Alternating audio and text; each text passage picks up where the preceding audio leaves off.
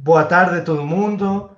Hoje vamos a continuar con nuestro ciclo de seminarios de doenças infecciosas y doenças crónicas, con la participación de pessoas de diferentes institutos do país y también de fora do país. Hoje eu vou ter como moderador o pesquisador do Centro de Pesquisas Ageu Magalhães, Fiocruz, Pernambuco, meu amigo Rafael Dália, quem já participou aqui dentro de um seminário o ano passado. Interessante que o Rafael, a gente tem discutido durante a semana qual é o papel na ciência do pesquisador brasileiro e realmente o Rafael, sintomaticamente, ele tem sido muito ativo durante esse tempo de pandemia, dando muitas conferências e live, falando de vacinas, esclarecendo conceitos em relação à Covid-19 e essa pandemia. Então, é para mim um grande prazer ter ao Rafael aqui como moderador. Então, só para lembrar vocês, o Rafael vai moderar, apresentar ao convidado de hoje, moderar as perguntas e direcionar toda a discussão científica e, posteriormente, eu vou começar com algumas perguntas que eu estou fazendo, um pouco de trajetória, conhecendo um pouco aos pesquisadores que estamos tendo aqui nessa sala. Então, muito obrigado, Rafael. As palavras com você. Boa tarde a todos. Boa tarde, Marcel. Gostaria, antes de mais nada, agradecer pelo convite, né? Lhe parabenizar por promover essa integração entre alunos, professores e pesquisadores, não só do Brasil, mas como do mundo todo. Peço desculpas se eu não te ajudei como deveria em relação a essa integração, né? Com relação à pós-graduação de Biociências da Fiocruz Pernambuco, mas que bom que deu tudo certo, né? Inclusive, a gente já tem alunos lá participando desses seminários. Então, eu agradeço também por me convidar a ser um dos moderadores da sua disciplina, né? E para mim, Marcel, é um prazer, é uma oportunidade moderar o seminário Engenharia de Proteínas para Detecção e Prevenção dos Infecciosos, Aplicações da Covid-19, né? Que será hoje proferida pelo Dr. Roberto Lins. Não tenho a menor dúvida que será uma apresentação brilhante, né? Pois esse é o padrão do nosso convidado de hoje, né? Roberto. Então, eu vou agora falar um pouco da trajetória profissional de Roberto antes de passar a palavra para ele. Então, antes de mais nada, Roberto é biólogo de formação, mas ele é também um químico teórico experimental. Ele foi aluno de iniciação científica em 1993, nada mais, nada menos do que do Dr. Ricardo Ferreira, membro da Academia Brasileira de Ciências, que foi agraciado com a Ordem Nacional do Mérito Científico, né, que dispensa qualquer comentário adicional. E Ricardo Ferreira foi seu orientador de doutorado. Roberto fez doutorado direto, ele iniciou em 1995, quando acabou a graduação, no Departamento de Química Fundamental da UFPE. E ele trabalhava num projeto onde ele estudava, na época, a quiralidade e a estabilidade de biomoléculas. Como parte do seu doutoramento, em 1997, Roberto fez doutorado tipo sanduíche, na Universidade da Califórnia, em San Diego, no laboratório dos doutores J. Andrew McCammon e James Briggs, onde ele começou a trabalhar com a modelagem da enzima viral HIV-1 integrase. Lá ele teve contato profundo com vários grupos experimentais de cristalografia, de virologia, que contribuíram bastante para a formação de Roberto. Quando o professor James Briggs se mudou para a Universidade de Houston, ele convidou Roberto para acompanhá-lo, para finalizar sua tese lá. Então, Roberto conversou com o seu orientador, Ricardo Ferreira, com McCammon, e depois de conversar com os dois, Roberto aceitou o convite e se mudou também para Houston em 98. E defendeu sua tese de doutorado no ano seguinte, em 1999. A dissertação de Roberto foi intitulada Dinâmica Estrutural e Funcional do Domínio Catalítico da HIV-1 integrase. Vale fazer aqui o registro, né, que os resultados obtidos por Roberto no seu doutorado foram utilizados pela empresa, pela farmacêutica Merck, né, no desenvolvimento da droga Raltegravir, que é uma droga anti-HIV integrase, que é comercializada até os dias atuais. Então, Roberto defendeu seu doutorado, retornou para a Universidade de Houston como professor visitante. E ainda em 1999, aceitou uma proposta de pós-doc no grupo do Dr. Jack Strassman, no Pacific Northwest National Lab, conhecido como PNNL. Então, em 2020, ele seguiu para outro pós-doc na Suíça, em Zurique, no ETH, no grupo do Dr. Philipp Hannenberg, no mesmo ano. E lá no PNNL, ele criou parâmetros de simulação de modelagem molecular que foram implementados no programa NWChem. Já no ETH, ele fez outros parâmetros, né, de simulação computacional e molecular que foram implementados nos programas GROMOS e GROMACS. Em 2003, ele foi para outro pós-doc, no grupo da professora Ursula Rotlisberger, na École Polytechnique Fédérale de Lausanne, onde continuou seus estudos de dinâmica molecular e design racional de compostos. Então, ele ficou entre 2005 e 2009, ele foi Senior Research Scientist no grupo de Bioquímica e Biologia Computacional do PNNL, e em 2009 ele resolveu voltar ao Brasil. Ele estava muito bem nos Estados Unidos, né? Mas ele sentia falta do Brasil e ele assumiu uma vaga de professor adjunto 1 na UFPE. Né? E segundo Roberto, em busca de uma maior liberdade científica e acadêmica. Então, ele voltou para o Brasil e aqui no Brasil ele deu continuidade nos seus estudos de dinâmica e estrutura de biomoléculas. Meu contato pessoal com o Roberto, né, eu conheci o Roberto ainda durante minha graduação, no curso de Ciências Biológicas da UFPE. E nós sempre nos encontramos casualmente nessas indas e vindas de Roberto ao Brasil. E assim que tivemos algumas oportunidades de nos encontrar, né, estabelecer uma relação até de amizade. Então, somos amigos até hoje. Em 2012, a gente começou a interagir profissionalmente, né, através de interesse mútuo, né? Roberto, o químico Roberto, ele sentia falta de poder aplicar os seus dados teóricos em trabalhos experimentais de bancadas. Ele queria libertar esse lado reprimido e rebelde de biólogo dele, e nós, experimentais, né, e rebeldes biomédicos e biólogos, queríamos adquirir um pouco de conhecimento em química teórica. Surgia ali um casamento, né, inclusive com intercâmbio de alunos entre os dois grupos, que perduram até hoje. Então, em 2013, em um almoço casual com o Roberto, em uma conversa mais casual ainda, eu perguntei se o Roberto não tinha interesse de prestar concurso para o Departamento de Virologia da Fiocruz de Pernambuco. Então, apesar de estar muito bem estabelecido no Departamento de Química Fundamental da UFPE, Roberto balançou e aceitou o desafio. Prestou o concurso e passou, né? O que não foi surpresa para ninguém diante do vasto currículo de Roberto, que é uma pessoa relativamente jovem, mas com muita experiência. Então, de lá para cá, eu tenho diversos projetos em colaboração com o Roberto, publicações em várias revistas de alto impacto, e o Roberto só vem crescendo dentro do departamento, né? A ponto de ter sido convidado, né, e aceito a ser o nosso vice de pesquisa da Fiocruz de Pernambuco, né? Em breve vai ter eleição, estamos todos torcendo para que a chapa de Roberto seja eleita, e a gente acredita muito em Roberto, no potencial dele, que ele vai ser um divisor de águas para o centro. Bom, eu vou parando por aqui, que eu acho que a ficha de Roberto é muito extensa, né? Quem tiver maior interesse é só buscar informações no Lattes de Roberto. Então, sem mais delongas, eu vou passar a palavra para Roberto, e eu vou agradecer ao Roberto, não só em meu nome, como em nome de Marcel, né? Por ter aceito o convite. A gente sabe como o tempo de Roberto é precioso, né?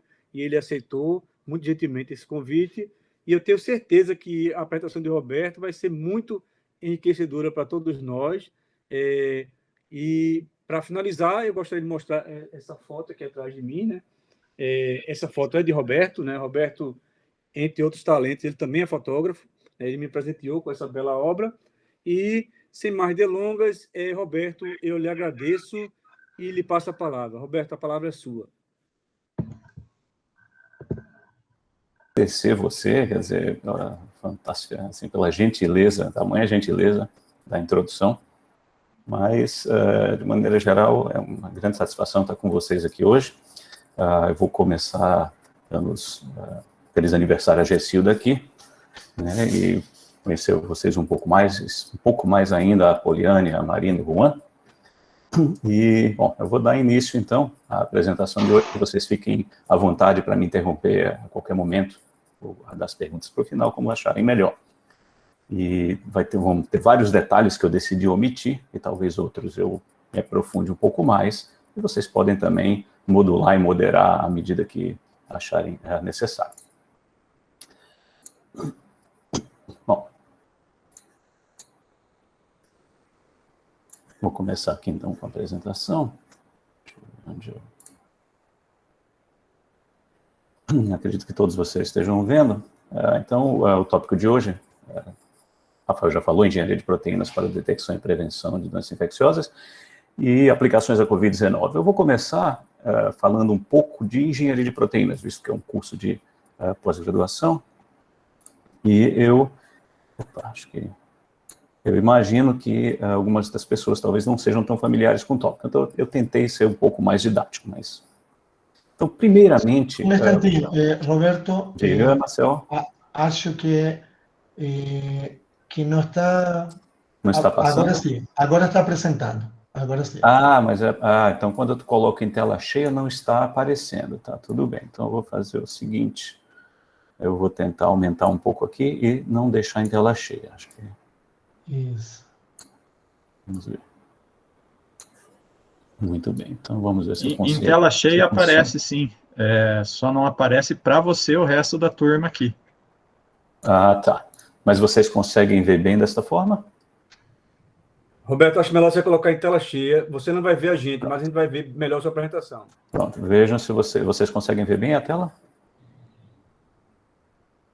Ainda não. Para mim está aparecendo aqui, deixa eu... Apareceu agora, porque demora um pouco mesmo. Tá, então eu vou colocar novamente e vamos ver. Vocês me avisem se quando aparecer, por gentileza.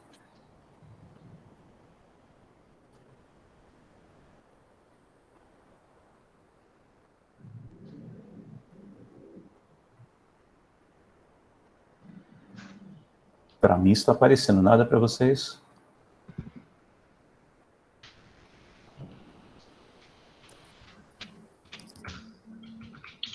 Não está aparecendo não, Roberto. Então vou tirar da tela cheia e vamos fazer a apresentação desta forma aqui. Coisas online. Vamos ver.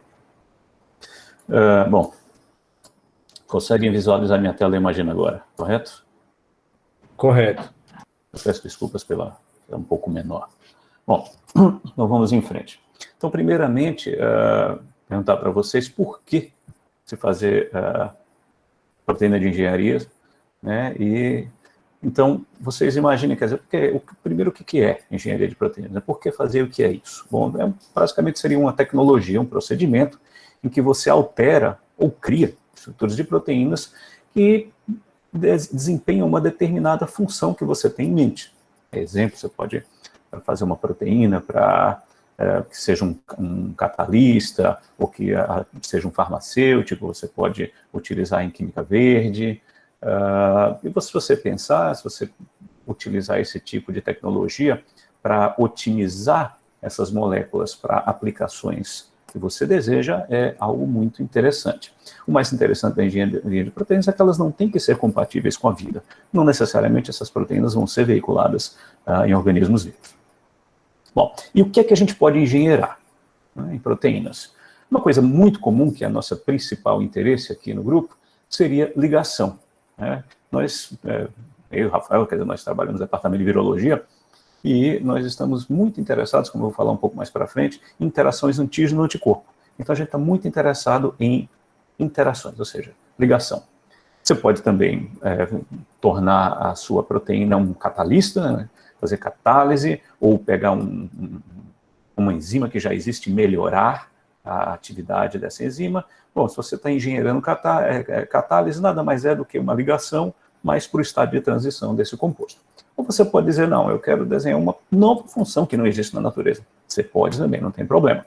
Ou você pode dizer, bom, eu quero engenheirar a estabilidade, eu quero que essa minha proteína ela funcione a altas temperaturas, ou eu quero que ela funcione em baixo pH. Enfim, então você pode basicamente brincar com a sua estrutura de proteína para que ela funcione ou desempenhe novas funções ou funções de determinados ambientes que você deseja. Quais são as estratégias atuais para engenharia de proteínas? Basicamente, dois tipos. Você tem a estratégia empírica e você tem a estratégia mecanística. Qual é a diferença entre elas? A estratégia empírica, digamos assim, nós utilizamos técnicas de evolução dirigida são necessários mega laboratórios de high throughput, de produção de proteínas, onde basicamente você começa a partir de uma estrutura de proteínas que você conhece. Então, através do processo de recombinação, você faz mutagênese randômica, cria uma biblioteca de mutantes bastante vasta e testa, faz uma triagem desses mutantes para aquela atividade que interessa a você. Geralmente isso envolve milhares de moléculas até que você consiga chegar a esse tipo de molécula, puramente experimental. Você pode tentar fazer isso da parte que se chama racional, ou seja, a parte teórica, a computacional, e aqui é diferente. Aqui você parte de uma estrutura, essa estrutura pode ou não existir, né, e você vai fazer, então, modificações na sequência dessa estrutura, no sentido de fazer com que essa estrutura agora desempenhe aquela função biológica. Realmente você gera algumas poucas variantes e então testa aquelas poucas variantes experimentalmente. Num caso, você precisa de laboratórios de high throughput, de produção de proteínas. No outro caso, você precisa da utilização de supercomputadores. Então, é muito simples. Mecanístico versus randômico aqui. No caso do mecanístico, se nós formos aqui, então, da direita para a esquerda, geralmente a gente parte de uma determinada sequência, né? Então a gente modifica essa sequência, a gente assume que essa estrutura ela é parecida e fazemos a triagem para a função, essas setas aqui em azul. Já na parte mecanística, você tem uma função em mente, você escolhe uma estrutura e depois você vai determinar, então, que tipo de sequência você vai colocar naquela estrutura para que a proteína desempenhe a sua função de interesse.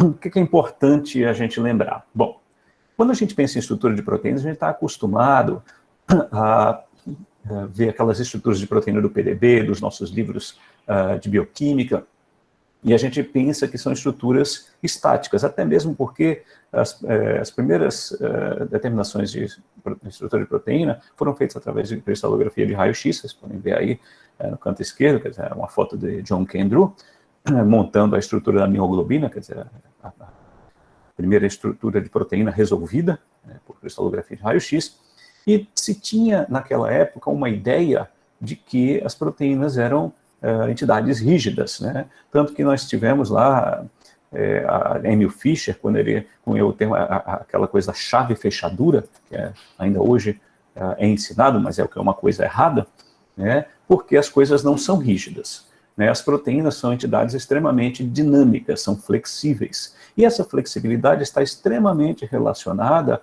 à sua atividade biológica. Em contraste à teoria de Emil Fischer, da chave fechadura, então você tem Daniel Koshland, no final dos anos 1960, que então introduz, né, o conceito do ajuste induzido quando proteínas se interagem, sugerindo que as proteínas seriam muito mais flexíveis do que antes pensado. Muito bem. Então, diante dessa flexibilidade, né, tudo fica mais complexo. Por quê?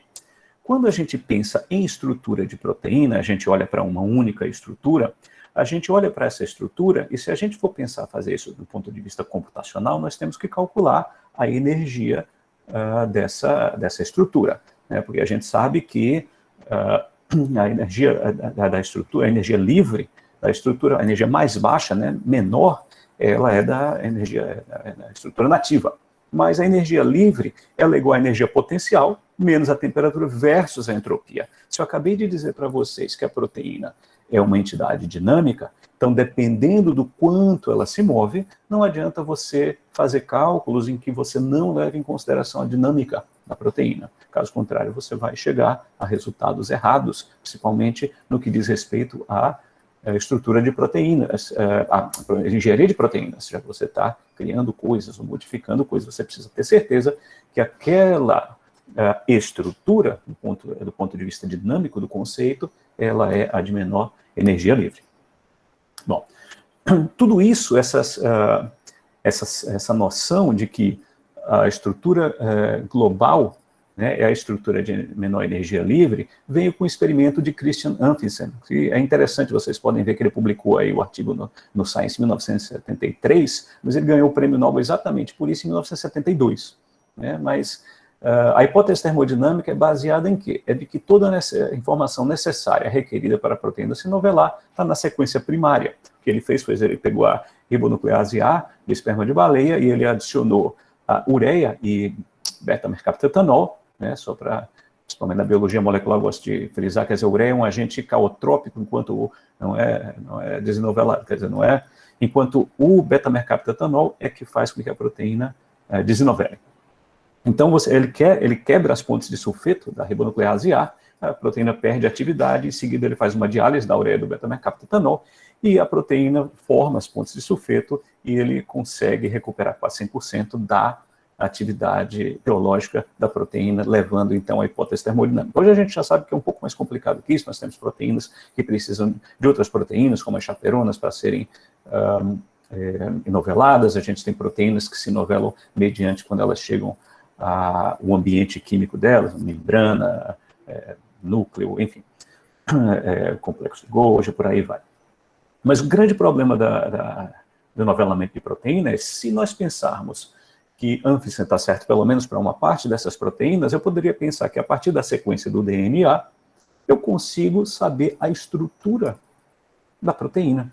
Né? Basta eu saber a sequência, porque foi o que você disse, que tudo que está contido na sequência, você consegue chegar na estrutura tridimensional. E essa é uma limitação das técnicas de engenharia computacional de proteína, que a gente faz, assume esse tipo de coisa.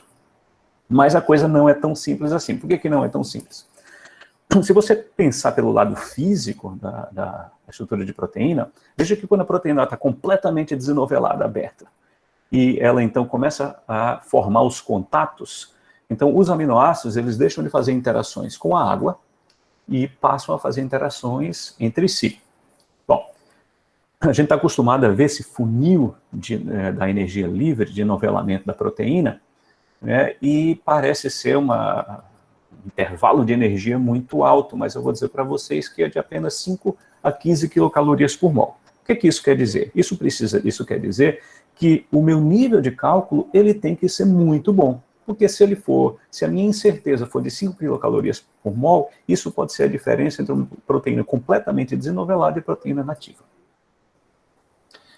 O paradoxo de Levittown é outra coisa.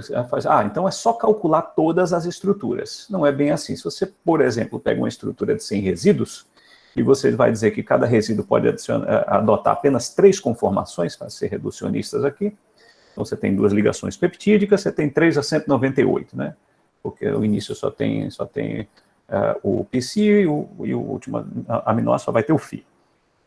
E aí dá essa combinação aí, né, de 10 a 94. E a gente sabe que, por exemplo, um rearranjo torsional, ele demora aí da ordem de alguns picosegundos, na realidade, não é nem no computador. Então, se eu quiser testar todas as possíveis conformações, isso vai me levar 10 a 74 anos.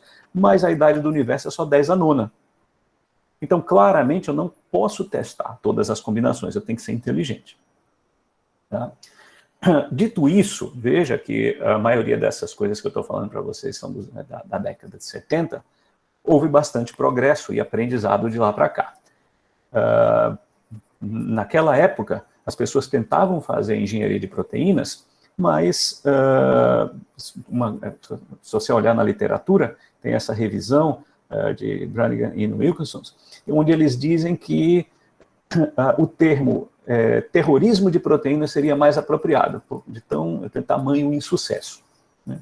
Mas a academia foi acumulando conhecimento ao longo dessas décadas, o que levou ao reconhecimento da área, do tamanho de sucesso, o comitê do Nobel conferir o Prêmio Nobel de Química a Francis Arnold, que dividiu com George Smith e Gregory Winter exatamente pelo desenvolvimento de técnicas de engenharia de proteínas. E realmente isso funciona. Então, alguns casos aqui, quer dizer, de um lado eu tenho uma parte, um exemplo computacional, da esquerda, na direita eu tenho um exemplo que é experimental. Então, por exemplo, aqui o que eu tenho na esquerda é uma predição, quer dizer, foi uma proteína que ela foi desenhada, e depois foi realizado a estrutura cristalográfica dela, e vocês podem ver a superposição aí na figura B, né, até as cadeias laterais de tão parecidas, ou seja, a área chegou a tamanha maturidade que hoje a gente consegue resultados que são bastante comparáveis a dados experimentais. E à direita, você tem uma evolução dirigida aí da RNA sintetase, onde ocorreram duas mutações que nem no sítio ativo ocorriam, essa treonina 40 e cisina 45, mas por elas posicionarem melhor, estabilizarem o substrato no sítio ativo, levou a um aumento da taxa catalítica de 300 mil vezes. Então, só para mostrar para vocês o potencial da engenharia de proteínas. E aí, finalmente, vamos aos nossos casos, e eu vou conduzir vocês, então, pela Covid. A gente, como o Rafael falou, desde que eu vim aqui para a AGEU em 2014, então, eu comecei a trabalhar mais com esse tipo de engenharia de proteínas, e aqui a gente está interessado em antígeno-anticorpo. O antígeno-anticorpo, quer dizer, a gente vai ter essa interseção aqui entre eles, né, quer dizer, o epítopo e o parátopo, e aqui, especificamente no AGEU, a gente faz duas coisas. A gente identifica uma região da proteína, e se essa região da proteína, a gente acha que ela pode elicitar anticorpos para ser, por exemplo, atuar como uma vacina, então, geralmente, a gente faz um design de uma proteína que carregue aquele tipo de, aquela sequência do patógeno, né, no sentido de, na esperança de que elicite anticorpos protetores contra aquela doença. Por outro lado, se a gente acha que aquela região é uma região que é alvo de anticorpos, né, para pessoas que já tiveram a doença, nós também podemos veicular essa região em proteínas que podem ser utilizadas em imunoensaios para agora detectar se essas pessoas já tiveram uma determinada doença anteriormente. Muito bem. Antes da gente seguir em frente, novamente aqui, eu gostaria só, eu não sei se todo mundo é familiar, a gente ouve falar muito no termo de anticorpos, e existem vários termos, existe anticorpo policlonal, monoclonal, neutralizantes, e o que eu queria deixar claro aqui é que quando um hospedeiro ele entra em contato com o patógeno, ele vai desenvolver anticorpos contra uma série de regiões do patógeno. E nem todos esses anticorpos vão ser capazes de mitigar a infecção. Somente aqueles anticorpos capazes de prever a neutralização, digamos assim, a proliferação do patógeno, que a gente chama de anticorpos neutralizantes. Tá? Então, é só para manter isso em mente, que apenas uma pequena parte desses anticorpos são considerados, quer dizer, são realmente chamados de anticorpos neutralizantes. Então, dito isso, se eu penso aqui em desenhar, quer dizer, aqui, infelizmente, a tela não está cheia, tinha uma animaçãozinha que não vai dar para mostrar. Mas vocês podem ver aqui em cima à direita, no canto superior, está superposto uma região viral em azul, de uma proteína viral, onde nós estamos veiculando numa proteína completamente artificial, que não existe na natureza, mas é só para vocês verem o quão parecido essa região específica ela ficou no final. Certo? Nós temos aplicado isso para uma série de projetos, e quando eu vim para cá, nós começamos a trabalhar bastante com Zika. Então, não vou falar muito aqui, mas isso foi utilizado tanto para identificação de epítopos, quanto para criação de kits de diagnóstico para testes de vacina de Zika. E aqui, bem pequenininho, nós desenvolvemos uma proteína também, artificial, não existe na natureza, e aqui é só para vocês, essa proteína tem a função de diferenciar em pacientes convalescentes se eles tiveram Zika ou dengue, visto que os sintomas são muito parecidos e os anticorpos apresentam bastante reação cruzada. E vocês podem ver, nós estamos comparando aqui com dois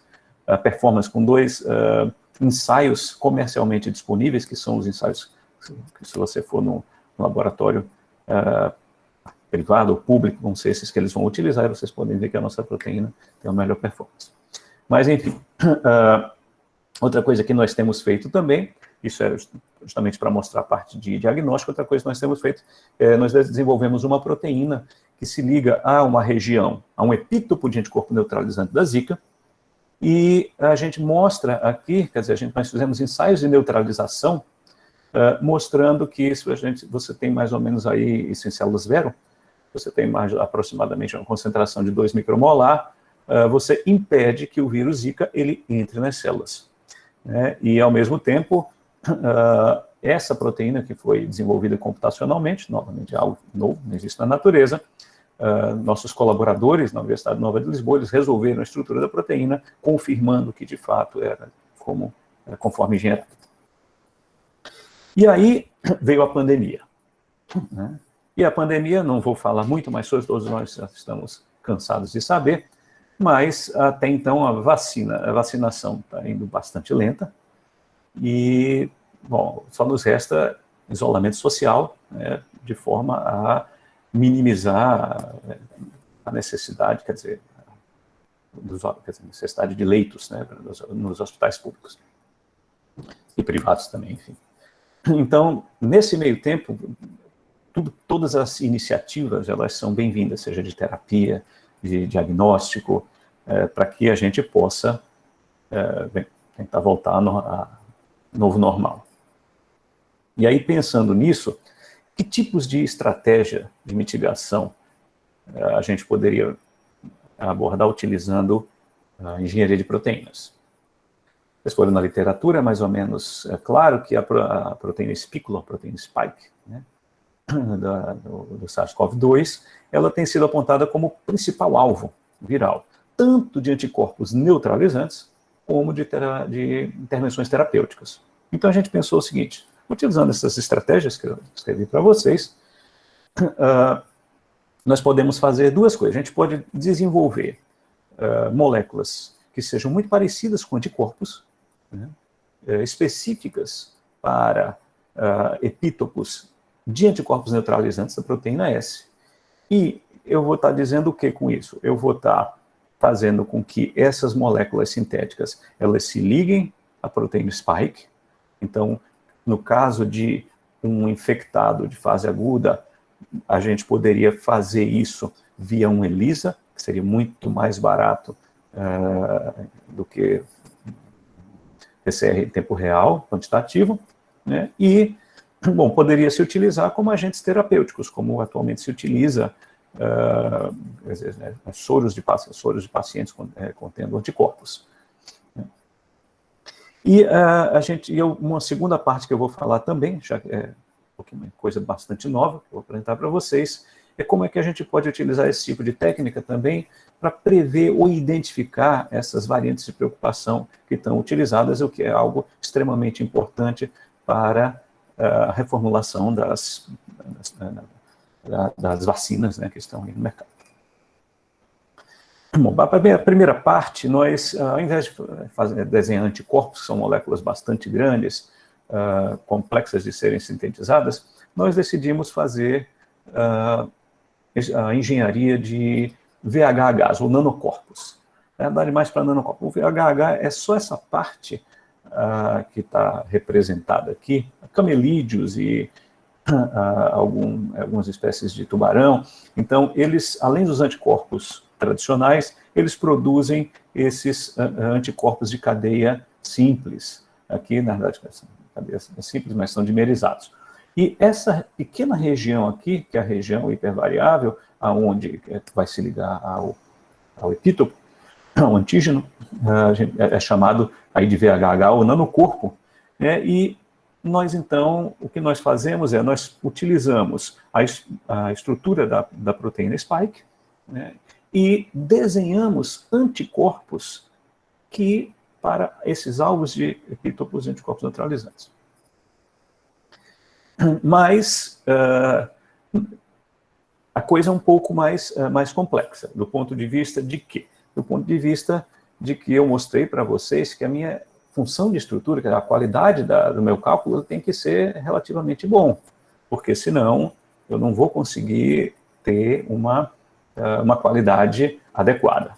Então, para isso, a gente faz a estrutura, quer dizer, a engenharia de proteínas computacional, pega uma série de propriedades que são calculadas e utiliza aprendizado de máquina para refinar quais são os parâmetros que nós temos que olhar né, e então escrever uma função de energia.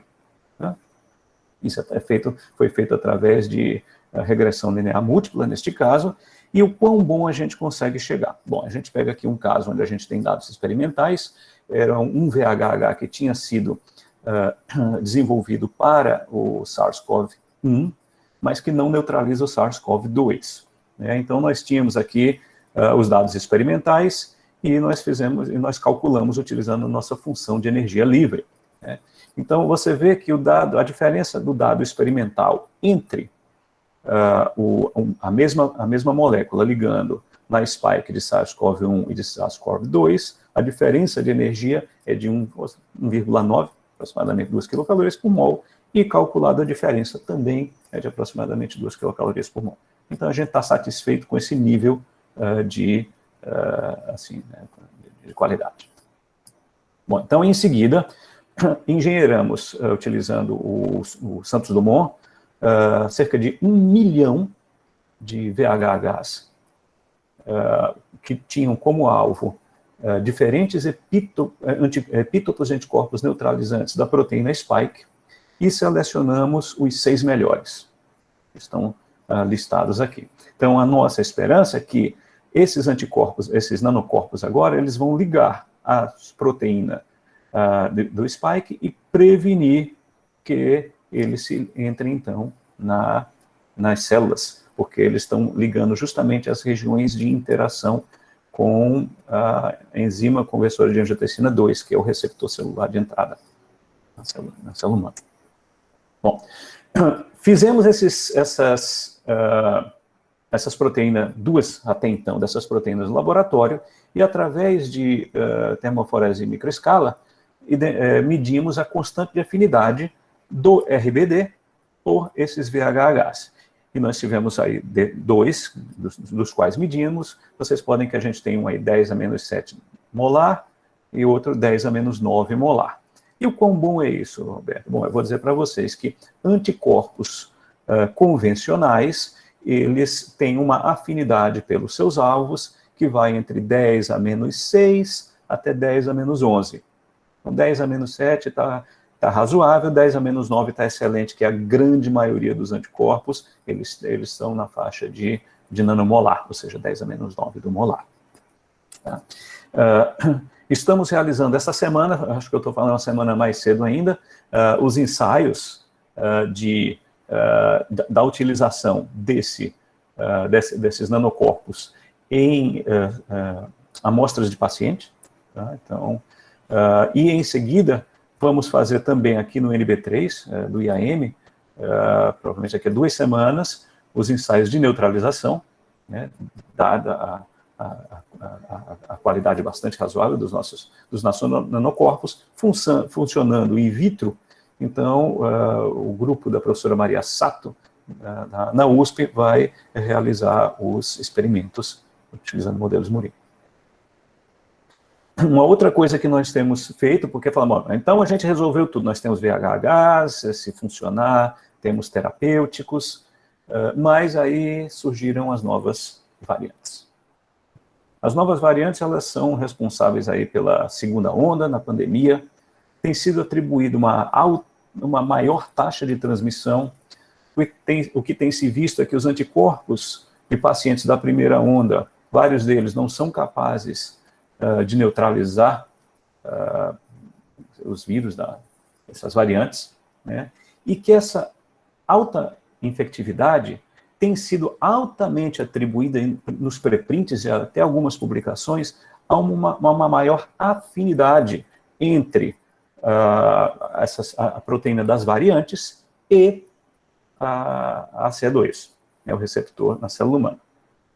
Então, estou listando algumas variantes de preocupação e outras de interesse, né? Nós temos aqui a primeira delas é a da África do Sul, né? Essa aí os anticorpos da primeira onda, eles realmente têm tido uma dificuldade muito grande de neutralizar. A gente tem a britânica, aí tem P1, a brasileira, que é de Manaus, né? Temos a B1.429, que é a californiana, a 1.526, que foi detectada em Portugal. Temos P2 e P3, que acabou de surgir. Enquanto as 3 primeiras são variantes de preocupação, ou seja, elas apresentam altas taxas de transmissão, as 3 subsequentes, elas surgiram, mas não conseguiram se espalhar muito. IP3 acabou de surgir, e a gente não sabe se vai se espalhar, mas ela está tendo uma prevalência relativamente alta para quem acabou de surgir. Então, o que nós fizemos, primeiro a gente decidiu testar a hipótese da literatura de que, de fato,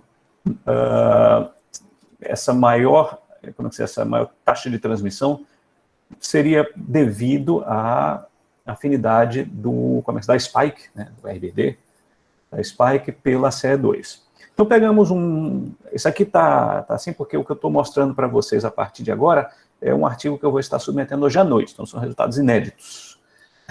Então, primeiramente nós pegamos um dado experimental, um artigo realizou mais de 4.000 mutações, utilizando técnicas de engenharia de proteínas, chamado Deep Mutational Scanning, e essas mutações, eles então mediram a constante de afinidade de todas essas proteínas spike pela CE2. Mas é mutação simples, ou seja, mudou um aminoácido só por vez.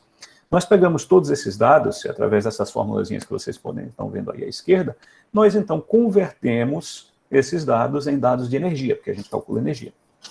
E o que a gente vê? Eu sempre brinco aqui no nosso grupo, que eu digo, energia negativa é boa, a gente não deseja energia positiva para ninguém aqui, só energia negativa, né? Lembra que a proteína inovelada, ela tem o mínimo de energia livre, ele é negativo, então a gente gosta de energia negativa aqui no grupo.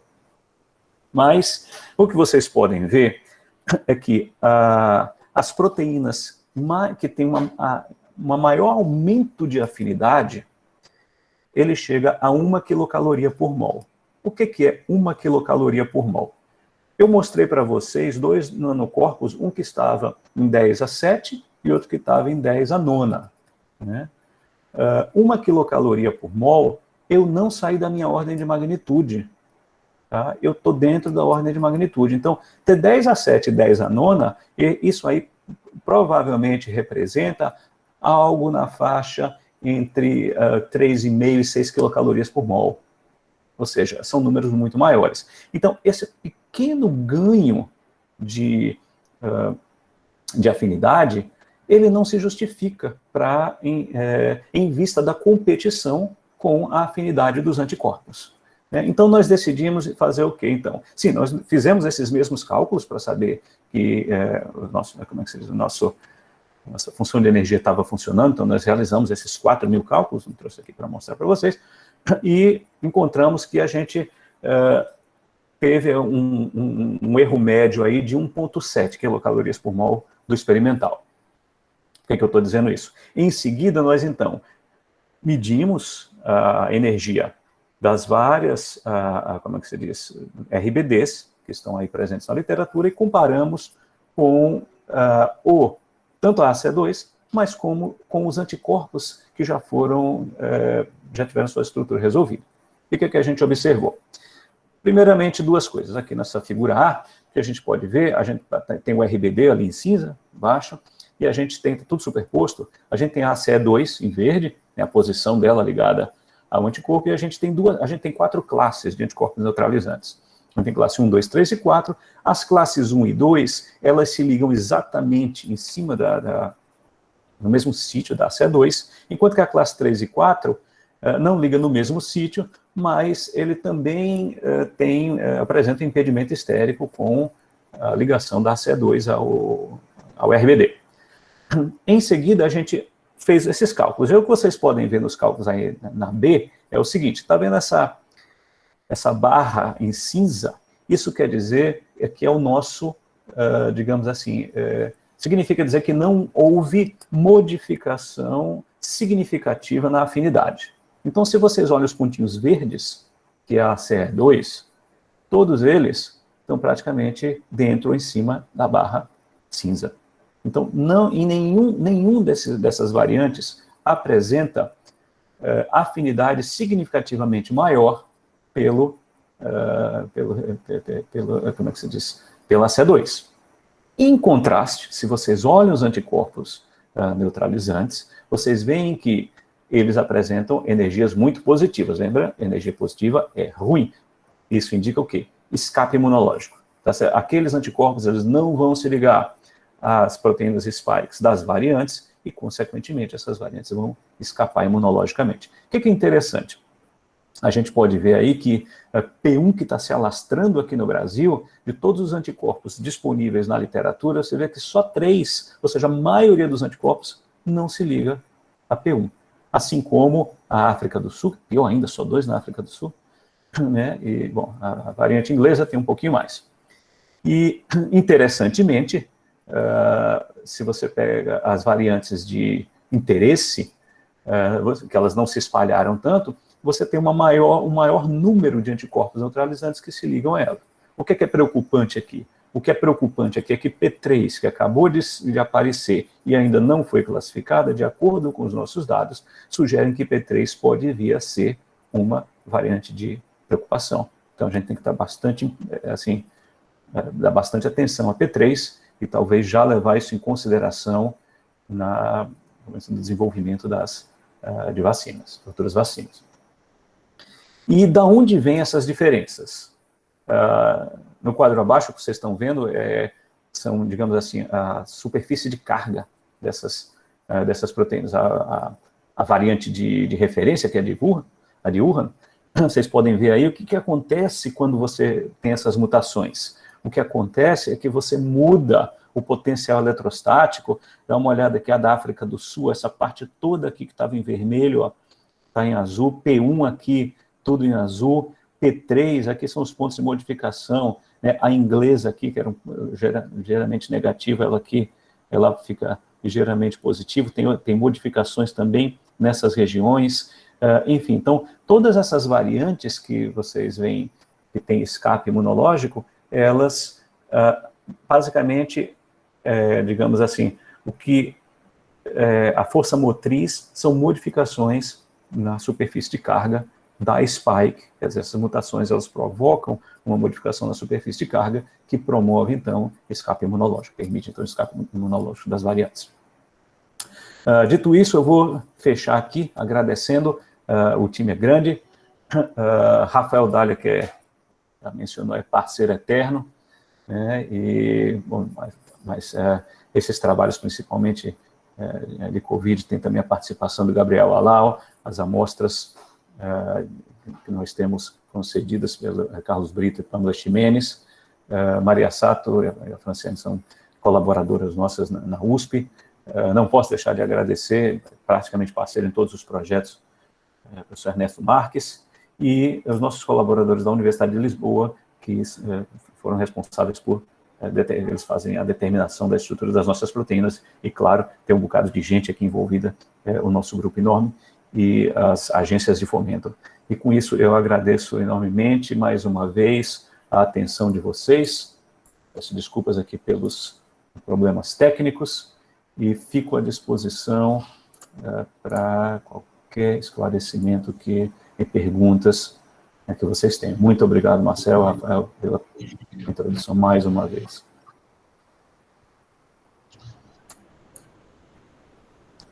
Marcelo, passa para mim, né? Então vamos lá. Fique à vontade, você conduz. Tá bom, vamos lá. Roberto, obrigado. A gente não esperava menos do que isso. Muito boa apresentação, muito esclarecedora. Então, dando continuidade aqui, antes de passar a palavra para o Marcelo, porque eu tenho certeza que Marcelo vai fazer algumas perguntas. Isso aí é inevitável, ele já está com a mão no queixo ali, se preparando. Se prepare para Marcelo. Mas vamos lá. Antes disso, eu vou ler um pouquinho aqui, antes de fazer minha pergunta, Roberto, eu vou ler um pouquinho aqui as perguntas do chat, tá? Okay. Então, tem algumas perguntas e comentários, né? O Marco Randi perguntou se você poderia disponibilizar o PowerPoint ou o PDF da sua apresentação. Aí fica a seu critério, se tem algum dado sigiloso ou não. Você falou que vai publicar, vai submeter hoje para a revista, então talvez tenha alguns dados que não possam ser disponibilizados, outros possam. Aí fica a seu critério se você pode disponibilizar algo, tá bom? Bom, já está no YouTube, né? Então eu acho que... Não tem mais o que fazer, né? Vamos lá. Por isso que eu vou colocar no pré-print, que é justamente para proteger alguma coisa, né? Isso. Vamos lá. A Rafaela da LEF, na hora que estava falando do nanocorpus, ela perguntou se aqueles epítopos são da região do RBD. São exatamente da região do RBD, especificamente são regiões que apresentam interseção com justamente do sítio de ligação com a ACE2. Certo. Aí a Sandra Viviana pergunta, Roberto, quais foram os critérios de seleção dessas proteínas? Os critérios de seleção das proteínas. Aí, realmente, porque passou um pouco corrido, foi Sandra, né? Sandra, o critério de seleção dessas proteínas é uma série de parâmetros. Primeiro, obviamente, é energético. A gente olha para a energia de interação dessas proteínas, mas como eu falei, esses nanocorpos, a gente produziu mais de 1 milhão de variantes, de proteínas diferentes desses nanocorpos. Então, o que a gente faz, primeiramente, é olhar para a energia de interação. E desse 1 milhão, provavelmente, vai ter aí, talvez, alguns poucos milhares ou algumas centenas que têm energia razoável. Mas, mesmo assim, é difícil a gente testar todos esses no laboratório, a gente tem que refinar. E como é que a gente refina?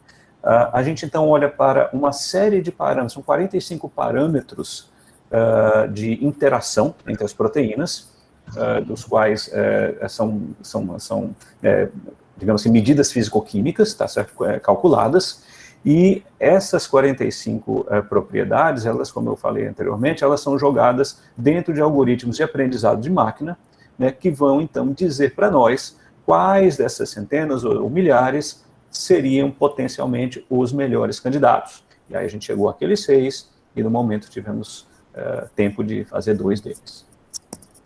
Tá, excelente.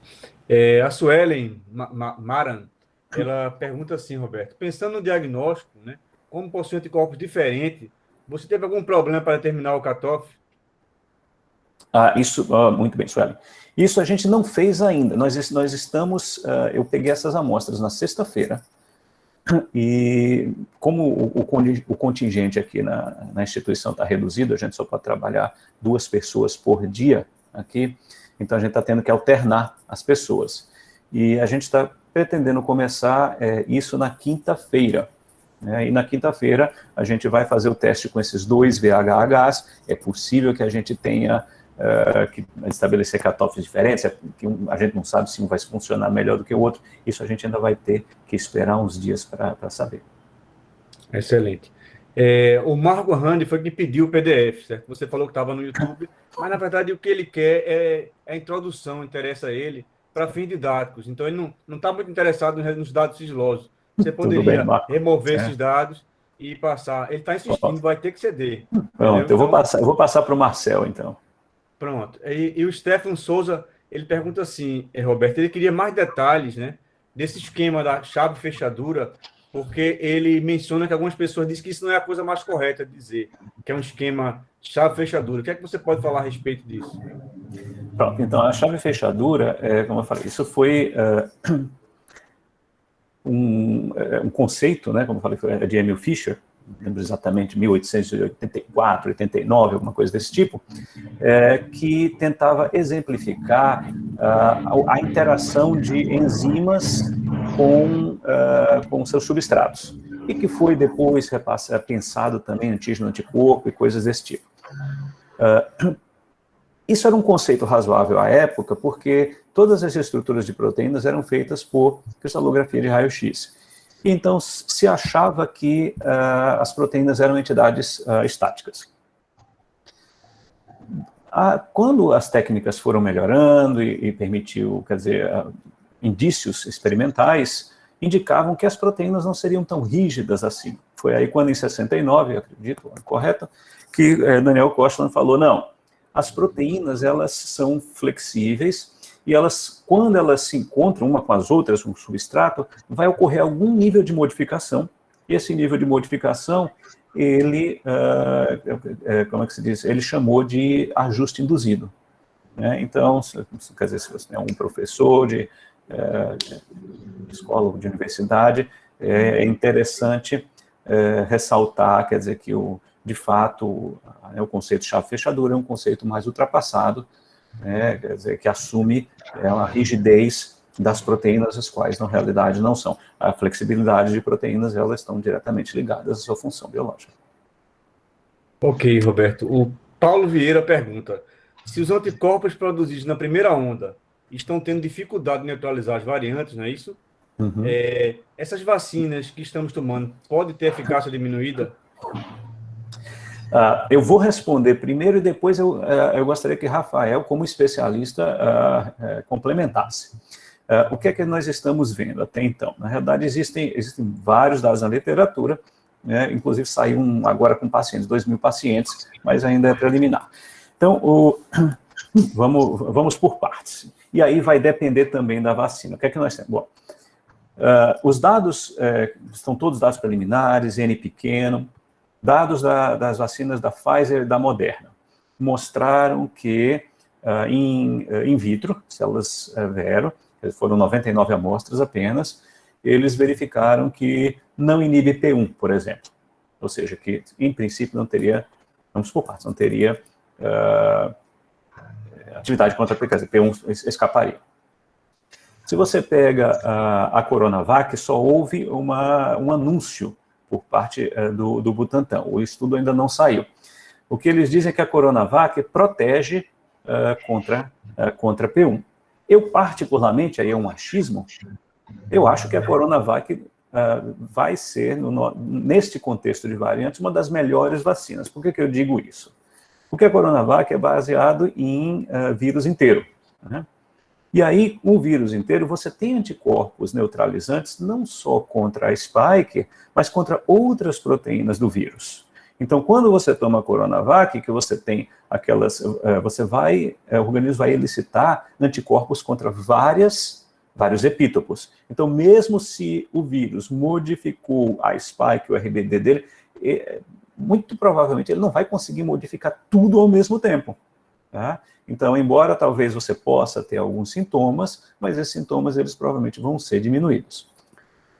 Por outro lado, a gente tem a da AstraZeneca aqui. A da AstraZeneca, se você vê os dados da AstraZeneca na África, a AstraZeneca, os estudos iniciais, eles mostraram que ela protege contra P1 aqui no Brasil. Mas da África do Sul é bastante reduzida. Inclusive, esse estudo com 2.000 pessoas, aí não é nem mais in vitro, são pessoas, mostrou que a vacina da AstraZeneca teve apenas 22% de eficácia lá na África do Sul. Por outro lado, nenhuma das pessoas que contraiu as variantes foram hospitalizadas. Então, isso é uma boa notícia, né? Vários podem ser esses o motivo. Quer dizer, o motivo, ele não é apenas, quer dizer, você tem o escape imune, mas as vacinas, Rafael vai complementar e falar melhor do que eu, elas frequentemente têm uma capacidade de elicitar uma resposta maior do que a infecção natural, né, por ela ser mais direcionada. E também tem respostas celulares, e tem outros tipos de respostas. Então, eu acho que as vacinas vão ter que ser reformuladas para serem melhoradas, mas atualmente o que há na literatura é que mostra que pelo menos as vacinas que nós temos aqui no Brasil, elas aparentemente elas estão entre as melhores contra as variantes. Pelo menos nisso nós demos sorte. Rafael, por favor, complemente. Eu concordo, Roberto. Eu acho que a gente está no caminho certo, né? Eu acho que realmente a vacina Coronavac tem maior potencial, porque ela tem corpo contra núcleo capsídeo, né? Membrana, envelope, contra outras regiões do vírus que pode ser que compense as mutações no spike, né? Para seja compensatória. Acho, assim, que a cepa pior que tem é realmente a sul-africana, né? Quer dizer, e com relação à vacina de Oxford, ela foi abortada, não está sendo usada mais na África do Sul. Em contrapartida, é como você falou, Roberto, cada vacina vai ter um resultado melhor em relação a determinada variante. Já está visto que a da Janssen, por exemplo, que é dose única, é a que tem melhor resposta contra a variante sul-africana, né? 64% de eficácia, né? Então, eu acho que vai ser um jogo, né, de escolher a vacina certa no momento certo, onde está circulando tal variante, né? Aí, reforço a sua ideia de que a vacina ela é mais forte dessa resposta imunológica do que o próprio vírus, porque, pelo que você disse na sua aula, né, as proteínas são muito flexíveis, né? Elas ficam mudando de posição o tempo todo, o spike, por exemplo. Então, você não consegue ter um anticorpo neutralizante quanto aquela forma móvel. Quando você usa essas vacinas de última geração aí, você estabiliza, né, o spike para ficar na forma de pré-fusão. Quando você faz isso, você ingessa aquela estrutura para ser reconhecida pelos anticorpos neutralizantes. Então, você está dando um reforço muito forte ao sistema imune. E quando você dá 2 doses ao invés de uma, você ainda faz com que você aumente a resposta das células de memória. Então, são 2 fatores: estabilizar o spike e 2 doses com intervalo específico para reforçar o sistema imune. Então, com certeza, as vacinas são muito mais eficazes do que a infecção natural. Então, aquele discurso de vamos contaminar todo mundo para ter imunidade de rebanho não existe, né? Não existe, até porque teve um surto em Wuhan, tem um artigo publicado agora no The Lancet, que teve com 9 mil pessoas, 9 mil voluntários, né? Eles acompanharam desde abril até o final do ano, dezembro. Eles viram que apenas 6% das pessoas tiveram anticorpos neutralizantes contra o vírus. Então, se fosse esperar mais 3, 4 surtos, morreria todo mundo e a imunidade de rebanho não chegaria nunca, né? Então, aproveitando esse ensejo, eu vou fazer minha pergunta, né? Então, vamos lá. Você falou muito das variações, Roberto. Então, eu acredito que eu vi sua opinião com relação a isso, que existe um limite. Porque, por exemplo, as pessoas estão dizendo assim, mas se não fizer nada, vai ter muitas variantes, vai ter uma explosão de variantes. Eu acho assim, vai chegar num momento que, se variar tanto, vai perder esse esquema de chave e fechadura, seja lá o que for.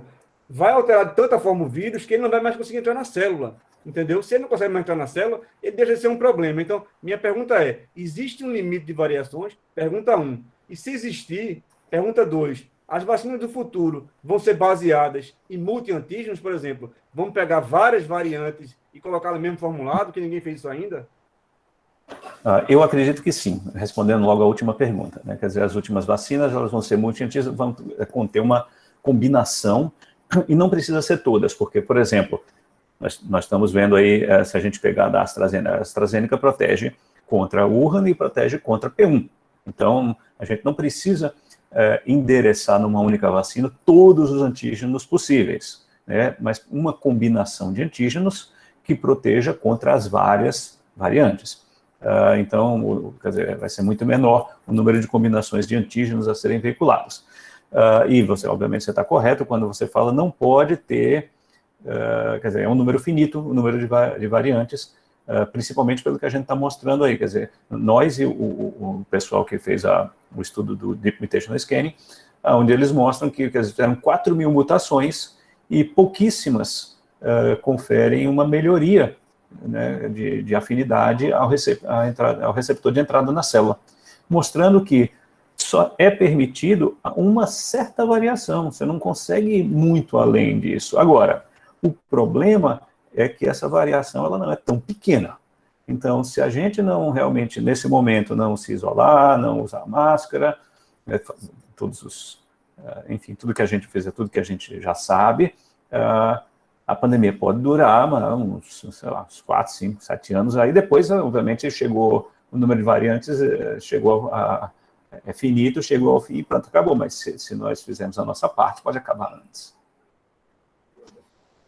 Tem uma coisa inesperada aqui, Roberto. Eu não estou vendo mais nenhuma pergunta no chat. Quem quiser fazer sua pergunta agora seria oportuno. Agora, pelo menos a impressão que eu tenho aqui é que Marcel, acho que a conexão dele Acho que a conexão dele caiu, E eu queria justamente agora passar a palavra para o nosso anfitrião, né? Para o Marcel. Então, enquanto o Marcel volta, restabelece o contato, Roberto, aí fica a opção. Você quer fazer algum comentário? Quer que eu faça algum comentário com relação à sua apresentação? Eu estou conseguindo ver as perguntas aqui. Deixa eu ver se eu consigo ver alguma coisa. Não tem Marcel voltou. Não tem perguntas. Marcel, eu estava falando com o Roberto agora, que eu não estou vendo mais nenhuma pergunta no chat. Então, eu queria passar a palavra para você, Marcel. Bom, obrigado. Mas, na verdade, muito interessante. Eu estou no computador da minha esposa, Ingrid, que estava assistindo em outra sala. Aqui, nossa casa tem várias salas, cada qual está em sua atividade. e eu estou me aproveitando porque meu computador parou, então vou fazer algumas perguntas. Então, assim, na verdade, Roberto, eu, mais que perguntas científicas, nós fazemos aqui uma catarse coletiva em plena pandemia. E isso aqui representa uma maneira de conhecer um pouco melhor os pesquisadores.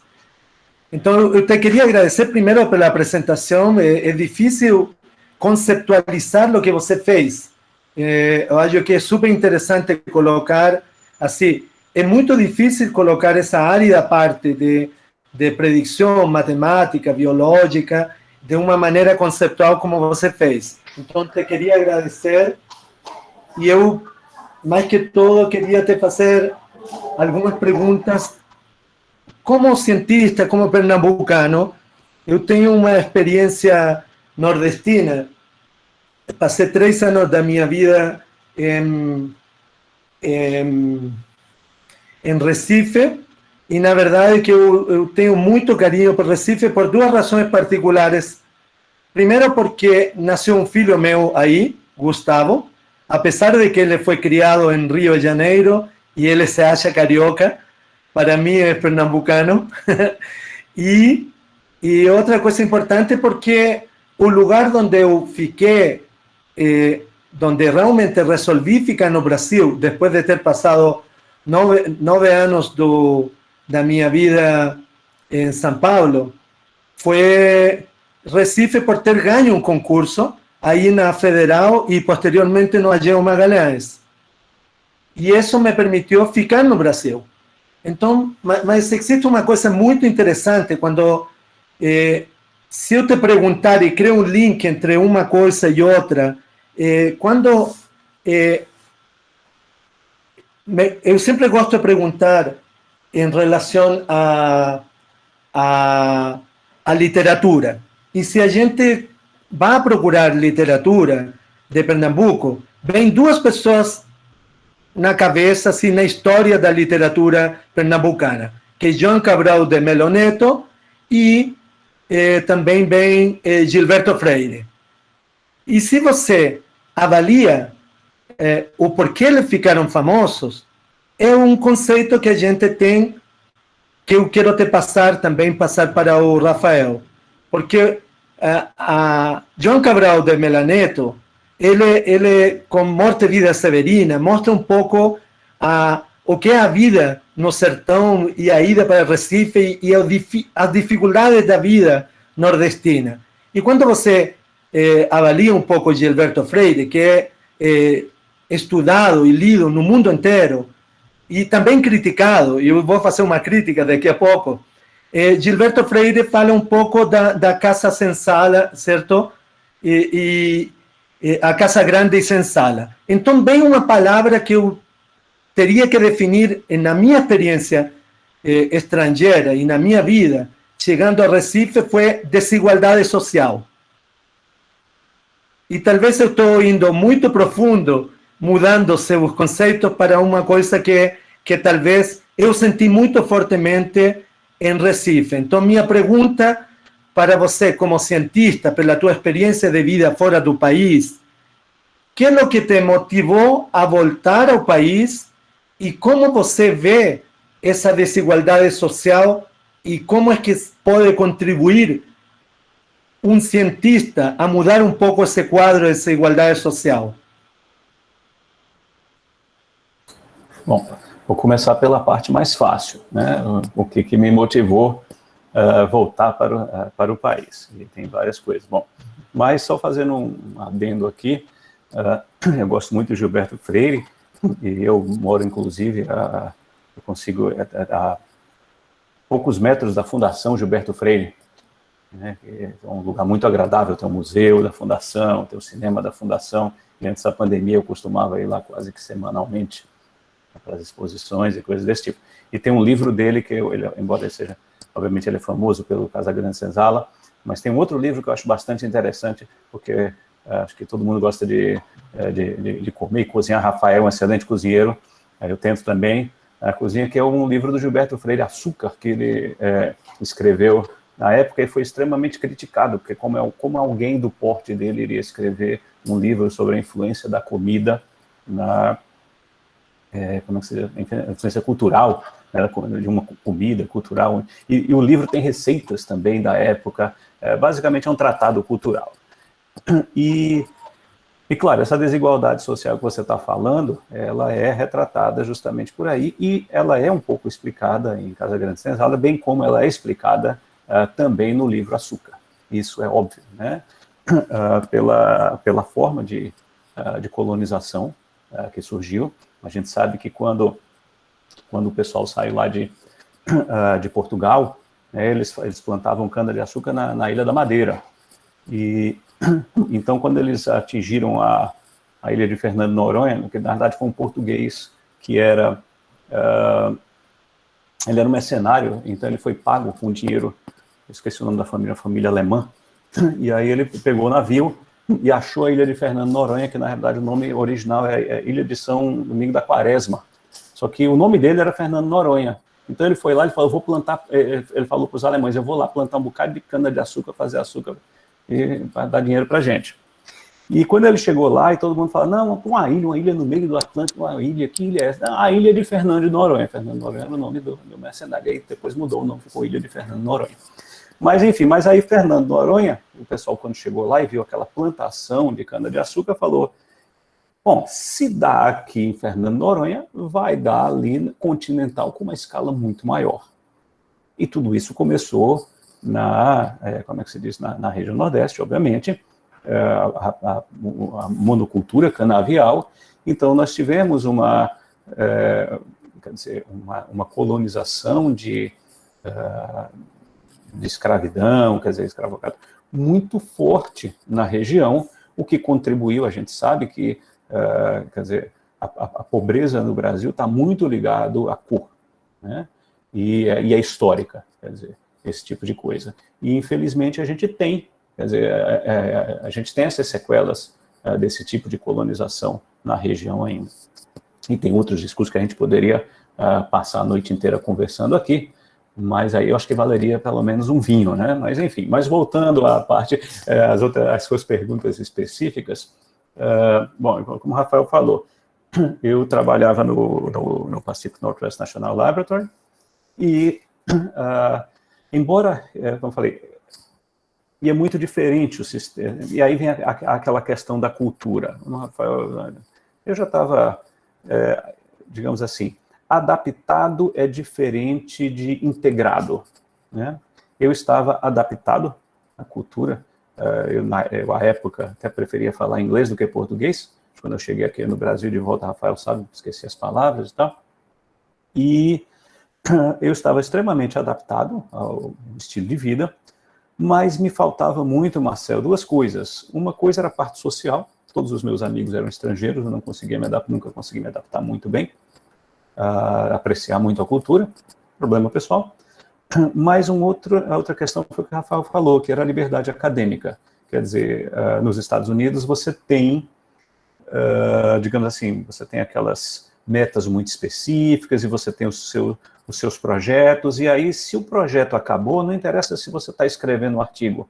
Não, esquece isso, deixa isso para lá, é como se fosse mercadológico, né? Porque o grant acabou, o financiamento acabou, tem outro agora, então esquece o que você estava fazendo, vamos para esse outro. Então, para mim, era uma ciência muito mercadológica. E eu sentia muita falta, tem do seu lado, você é exposto a muita coisa, você conhece muitas áreas, você conhece muita gente, mas você passa a ser muito mais um técnico do que um especialista de área, né? E isso foi o principal motivo pelo qual me fez retornar. Quer dizer, à época, o Brasil era sexta economia, a capa da The Economist era o Cristo decolando do Pão de Açúcar, enfim, então, você veja que, do Corcovado, enfim, você veja que o Brasil, à época, tinha uma visão bastante diferente. Quando eu voltei, era um país que se esperava um crescimento tremendo, né? E, bom, tudo isso mudou, me arrependo de forma nenhuma. né? De forma nenhuma eu estou bastante feliz com o que eu faço, e principalmente, quer dizer, pelas coisas. Uma é pela parte social, tá? E Rafael Dália é um grande amigo, né, que eu tenho, e esse tipo quer dizer, lidar com esse tipo de pessoa que faz com que né, essas pessoas ao seu redor, que faz com que a sua vida seja prazerosa, mas como cientista, principalmente, quer dizer, né, independente, na Fiocruz, na Química, o meu papel, eu fui professor de Química, o papel era diferente. Meu papel lá era muito mais, era um papel social do ponto de vista de lidar com os estudantes. Existe uma grande parcela da população, principalmente na época do Reúne, quer dizer, de estudantes, das cotas e coisa desse tipo, de trabalhar essas pessoas. Eu sempre participei.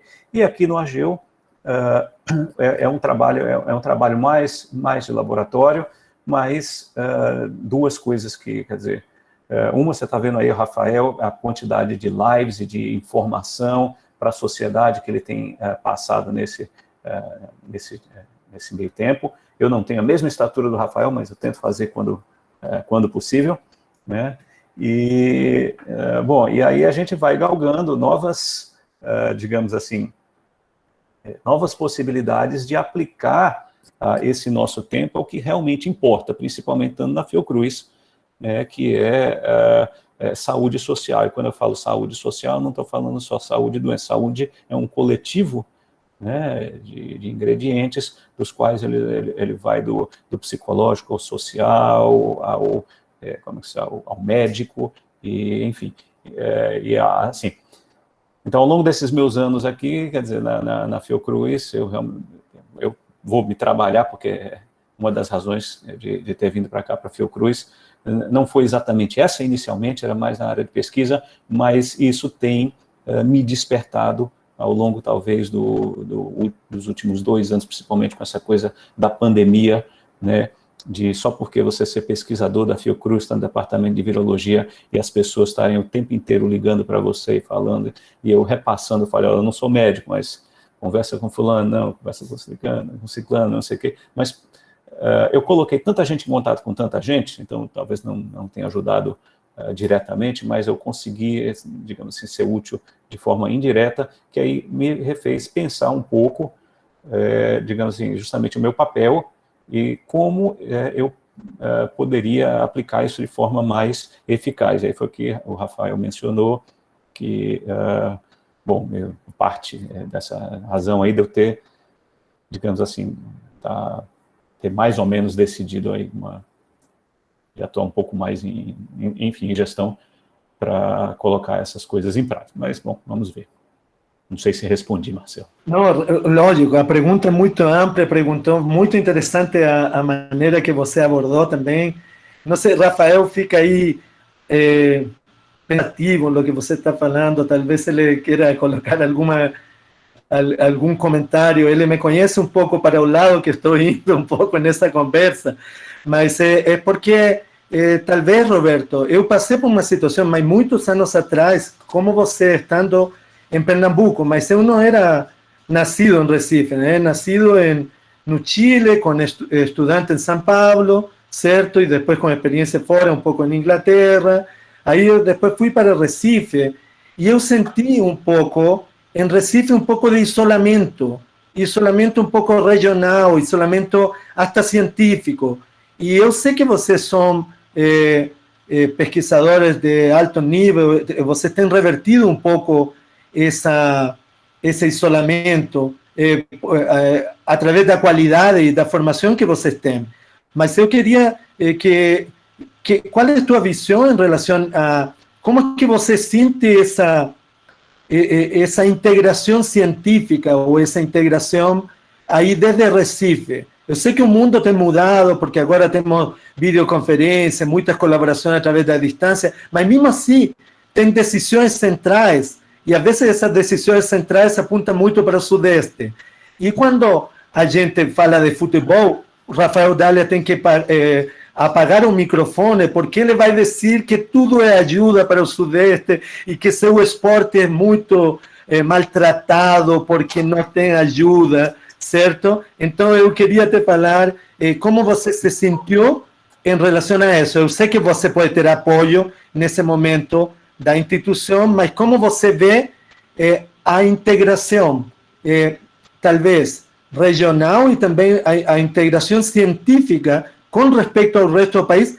Lógico que estamos num momento muito difícil de falta de apoio científico em todo lugar, mas como você vê esse ponto de vista? Eu acho que você já respondeu a sua própria pergunta, né, do ponto de vista coletivo. Do ponto de vista pessoal, Marcel, como o Rafael colocou, quer dizer, eu passei por várias instituições e morei quase 14 anos fora, então, digamos assim, eu nunca tive esse problema, digamos assim. E mesmo aqui no Brasil, como eu falo, eu nasci aqui em Pernambuco, sou de Olinda, mas eu saí daqui com menos de um mês e voltei, tinha 10 anos. Então, eu sempre falo, eu estudei até chegar na universidade, eu passei por 13 colégios. Então, quer dizer, eu sempre mudei muito mesmo dentro do país e quando estava fora. Então, a minha integração pessoal, tanto do ponto de vista nacional quanto internacional, eu nunca tive dificuldades absolutamente nenhuma. De fato, a falta de recursos, né, quer dizer, é muito diferente. Você tem a geografia, né, você tem a geopolítica, quer dizer, e você tem os recursos. E, claramente, quer dizer, a gente tem aí uma assimetria enorme, mas isso você precisa de política de Estado para resolver. Né? Não vai ser... a gente não tem muito o que fazer. Eu não sei se, novamente, eu respondi ou não. Respondeu, Roberto. Eu vou por lados que Rafael acha que teríamos que estar bebendo uma cerveja ou um vinho, que você está falando, para essa conversa ante tanta gente também. Mas é que eu, resgatando um pouco, Roberto, tuas respostas são de muita reflexão e com uma experiência muito grande internacional. Mas aí, cadê o pernambucano? Você afirmaria que o carnaval de Pernambuco é o melhor do país ou não? Não só o melhor do país, como eu afirmo que, como você morou aqui, quer dizer, informar para o pessoal do Brasil, então é um fato que todo mundo aqui sabe, né, que nós temos 2 rios aqui em Recife, que é o Capibaribe e o Bibiribe, o Capibaribe, Rio das Capivaras, né, que inclusive eu moro nas margens dele, tem cheio de capivara lá, é verdade isso. Bom, eles se unem atrás do Palácio do Campo das Princesas, no centro do Recife, todo mundo sabe, e, né, após a união deles, eles dão origem ao Oceano Atlântico. Já deve ter ouvido isso, você morou aqui. Quer dizer, um fato, né, que todo mundo conhece de Recife. Então, nesse sentido, nós temos o nosso bairrismo, sei o nosso hino, tenho a nossa bandeira, então, nesse sentido, já... Mas me diga o seguinte, por que o pernambucano é cabra macho? Por que o cara tem que ser...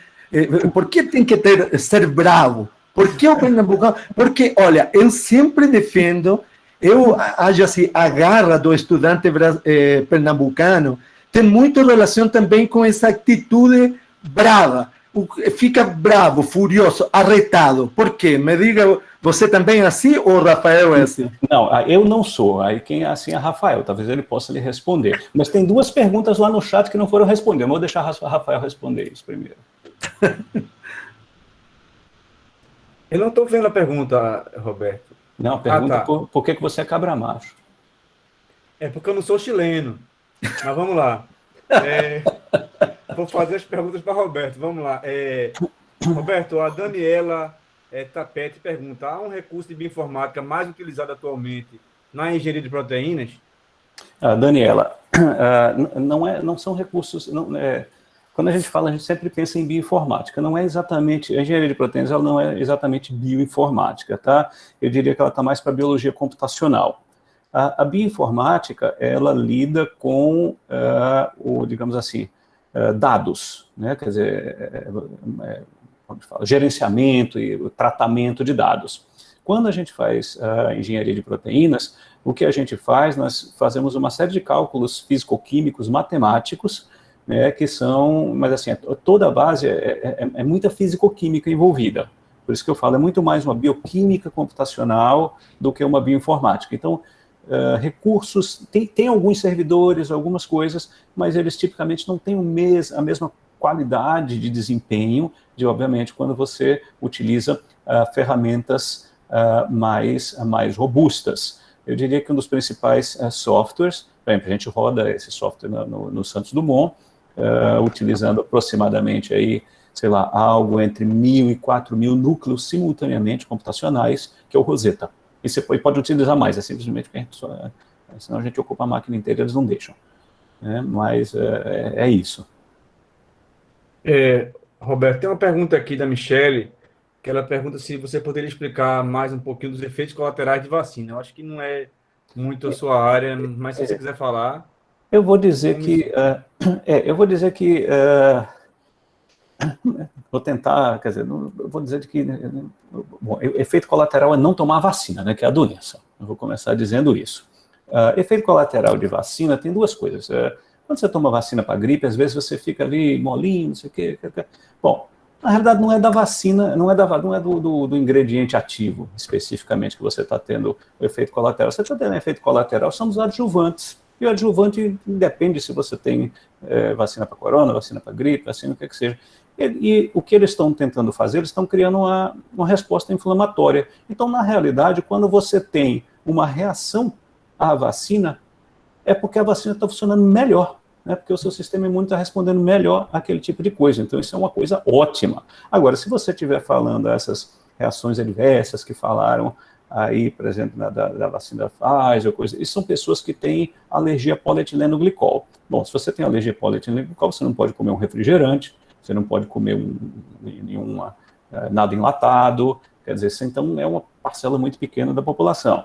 A AstraZeneca viu que estava dentro do trombose, mas já realizaram estudos com a mesma quantidade de populacional e a mesma quantidade de tempo, e viram que o percentual que era de 0,00003% era o mesmo em vacinados e não vacinados. Então, eu diria que, fora os efeitos colaterais de vacina, aqueles que você tomaria, assim, que você já tem quando você toma vacina da gripe, ou, enfim, de sarampo, qualquer outra, eu diria que elas praticamente não existem, pelo menos essas que já passaram por fase 3 estão aí no mercado. O Rafael pode acrescentar algo. Certo. Tem um comentário aqui, Roberto, que é um comentário que você pode comentar em cima, do Juan Jonathan, sobre a vacina, né? Ele disse que participou de algumas discussões sobre a variante da P1, né? E disse que ela se tornou mais virulenta devido principalmente ao fortalecimento da proteína S1, dessa subunidade S1, né? Aí, nesse caso, ele crê que a Coronavac não seria tão boa. É um achismo dele. Eu queria que você comentasse em cima. Eu acho que a gente já respondeu isso, né? Quando a gente falou justamente da Coronavac, por ela ser de vírus inteiro, ela vai elicitar anticorpos contra várias regiões do vírus, e mesmo que se P1, então, modificar, o vírus não vai conseguir se modificar todo ao mesmo tempo, senão seria um outro vírus.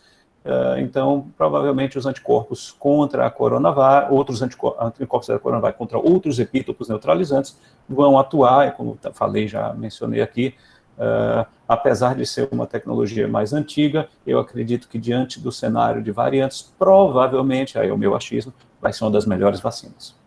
Pronto, então tá uma guerra de achismos aí, ver quem acha mais. Wanderson pergunta, você falou que você falou, né, que alguns anticorpos foram publicados e não foram capazes de se ligar às variantes do Spike, né? Aí quer saber se você testou os SFVs oriundos de pacientes, né, nessa predição sua. Não, as predições que nós testamos foram todos de anticorpos cuja estrutura foi resolvida. Esses SFVs que ele está se referindo, existem dados pré-print, publicado, enfim, mas não existem estruturas contra eles. Mas uma coisa que eu não mencionei, porque foi muito rápido aqui, posso passar o pré-print para o Marcel de hoje para amanhã, assim que eu submeter, para vocês leem. Basicamente, a gente mostra do que é disponível para os anticorpos que escapam, e tem dados experimentais de interferometria de biocamada, SPR, o que seja.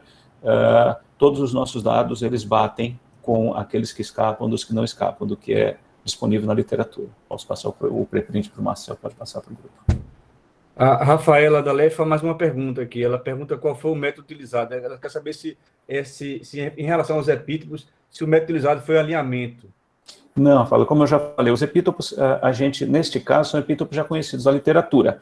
Eles já foram mapeados experimentalmente, dizendo que são epítopos de anticorpos neutralizantes. Então, a gente foca nessas regiões e tenta desenvolver as proteínas contra essas regiões. Tem uma pergunta aqui da Elza, Roberto, que ele bota assim: há esperança de desenvolvimento de um antiviral que iniba a replicação viral em pacientes com a infecção já instalada, inclusive no futuro breve? Eu acho que você já faz isso, né? É o que a gente está tentando fazer com os VHHs, né? O que a gente mostrou, pelo menos em termos in vitro de afinidade, a gente já tem VHHs com afinidades similares a de anticorpos monoclonais neutralizantes. O que resta a gente saber agora é se eles vão neutralizar. A gente já mobilizou a equipe aqui no NB3, do AGU Magalhães, para fazer os ensaios, só que são ensaios um pouco mais complicados, porque você tem que lidar com vírus vivo, e, enfim, mas esses ensaios estão planejados para daqui a 2 semanas.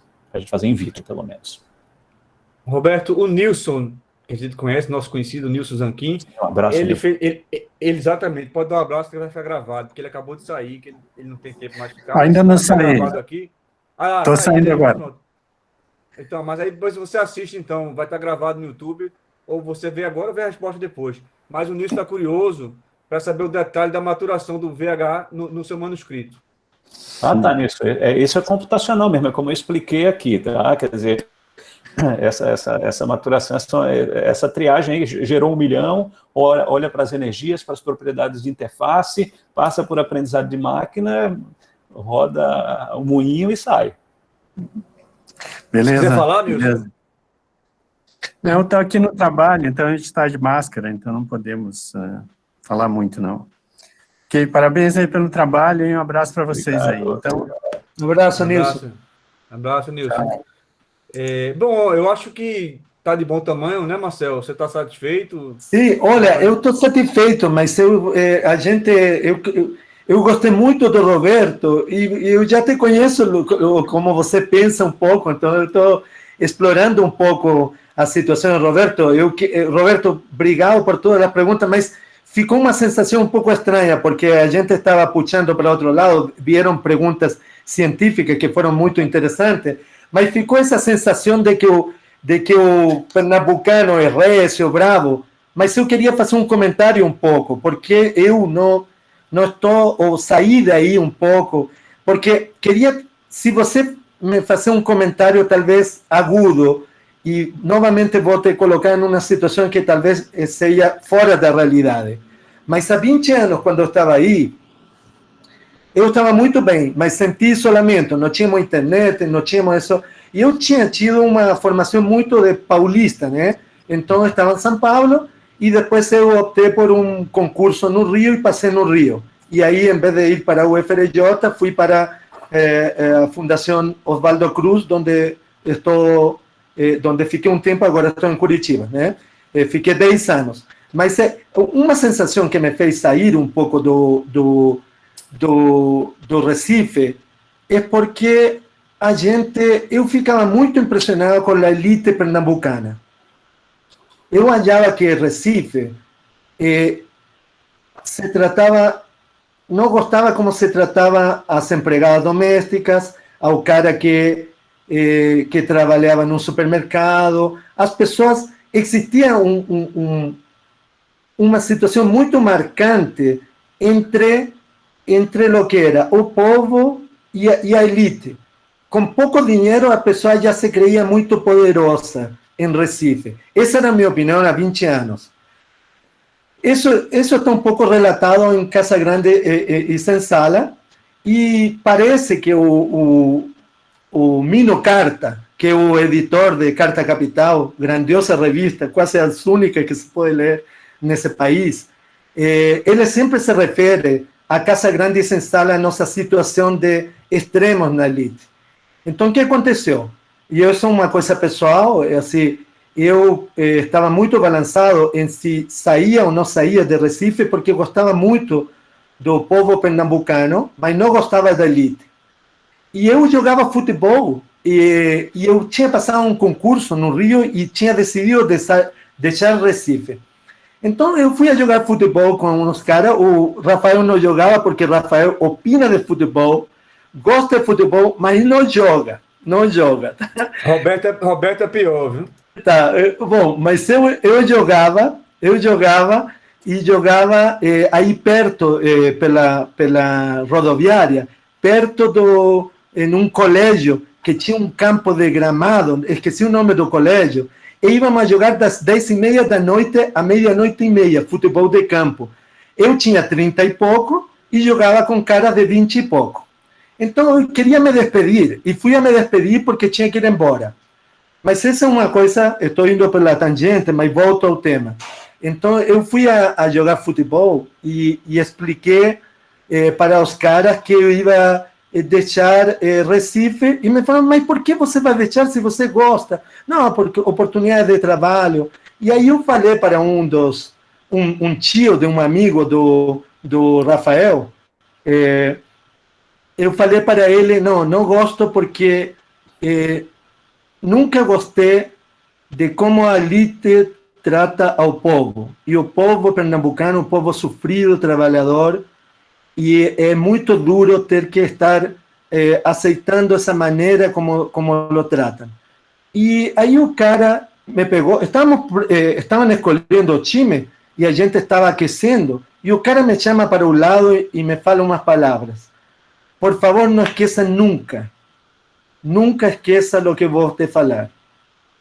A elite é elite, e aqui é marcante, você tem toda a razão.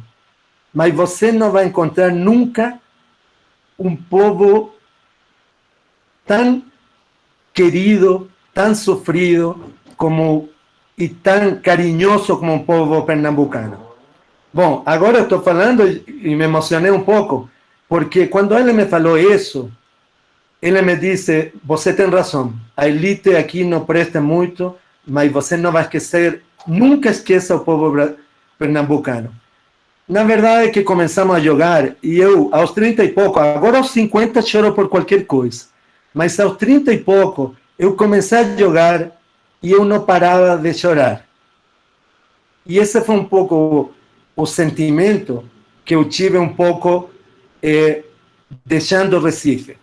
Porque realmente, e eu acompanho até agora, eu tenho um respeito muito grande a toda a região, a todos os esforços que fizeram de tentar diminuir as diferenças sociais, e eu espero que aquela ideia minha de 20 anos atrás tenha mudado um pouco, e espero que exista um pouco mais de respeito ao trabalhador, espero que exista um pouco mais de respeito às classes mais populares, e não daquela maneira que eu vi no meu tempo de 3 anos.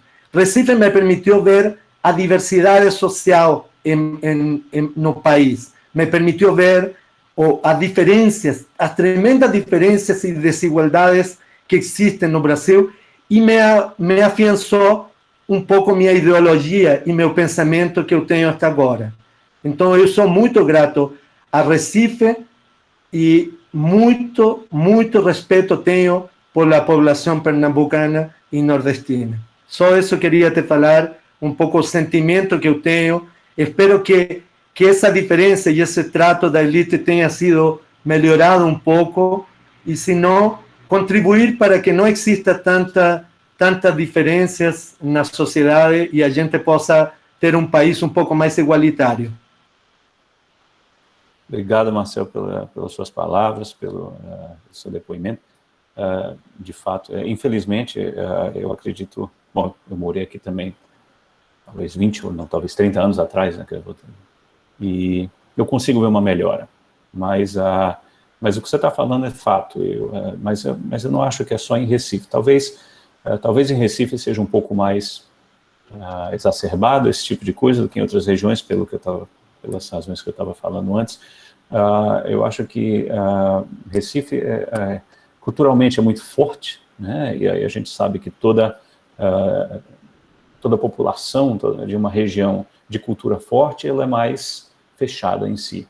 E aí mudanças, elas levam mais tempo para acontecer, né? Eu acho que existe, eu não sei exatamente onde você morou, aqui em Recife, mas... Boa viagem. eu já estava prevendo pelo seu discurso. Eu ia dizer que existem duas elites em Recife, né? Existe a elite mais tradicional, por exemplo, quer dizer, eu moro na Zona Norte, eu moro num bairro onde, na realidade, é o berço da abolição da escravatura, quer dizer, eu moro onde morava Gilberto Freire, né? Então, tantos outros. Então, é um pensamento, eu não estou dizendo que não é uma elite nesses moldes que você está falando, mas é uma elite um pouco mais progressista. E, de fato, eu falo isso, eu também já morei em Boa Viagem, quer dizer, eu diria que são quase dois universos diferentes. E aí eu convido, caso você não tenha tido chance de assistir um filme, deixo para os outros que ainda nos assistem aqui, O Som ao Redor. Como chama? O Som ao Redor. O Som ao Redor. Inclusive foi eleito pelo The New York Times como o melhor filme estrangeiro do ano. Ele se passa todo na Zona Sul, ali na região de Setúbal, um bairro da Zona Sul, ali vizinho de Boa Viagem. E talvez para quem não conhece Recife não seja tão interessante, mas para alguém que já morou em Recife, principalmente tem vivência da Zona Sul, você vai identificar todas as idiosincrasias, elas estão assim demonstradas no filme de uma maneira assim jogado no seu rosto. Mas então voltando assim, sumarizando, sim, eu concordo com o que você está falando, sim, melhorou. E sim, essa melhora, ela não é uniforme nas diferentes regiões da cidade, porque existe, digamos assim, uma discrepância político-cultural dessas duas regiões da cidade. Você claramente é em tudo por tudo, né? Nos restaurantes, como é que se diz, nos eixos preferenciais políticos, na visão de mundo, parecem dois universos distintos. Legal, Roberto. Roberto, desculpa por me aproveitar um pouco. É uma sensação, na pandemia eu tenho conduzido um pouco esses seminários dessa maneira. Eu quero conhecer aos pesquisadores, quero que os estudantes entendam que a gente não só pensa em ciência, e a gente também tem uma ideia, certo, da sociedade, uma ideia política, que traz um pouco essa experiência do mesmo convívio em ciência, da procura pela verdade, da procura pelo entendimento das pessoas, para o entendimento da dinâmica de relações que dá uma sociedade e um país. Então, para mim, era muito interessante colocar esse tema um pouco de desigualdade, porque lo vivencié e porque acho que é um pouco reflexo do que acontece no nosso país. Se em todas as regiões são um pouco discrepantes, a elite com o povo, talvez no Nordeste exista um pouco mais pobreza e um pouco mais elitização intelectual, talvez de uma cultura muito forte, vinda da parte da escravidão, vindo daquela coisa que denunciou um pouco Gilberto Freire, e que é reflexo ainda na conduta de muitos governantes, de muitos políticos, e talvez das pessoas, em certa maneira. Porque esse país vai ir para frente o dia que a gente se sinta mais parecido um com o outro, e não melhor que o outro. Eu acho que essa é a sensação que a gente deve passar um pouco. Quando a gente pergunta o que acontece em outros países desenvolvidos, talvez os outros países desenvolvidos não se sintam tão diferentes na sociedade, por mais que exista sempre classes altas e classes baixas.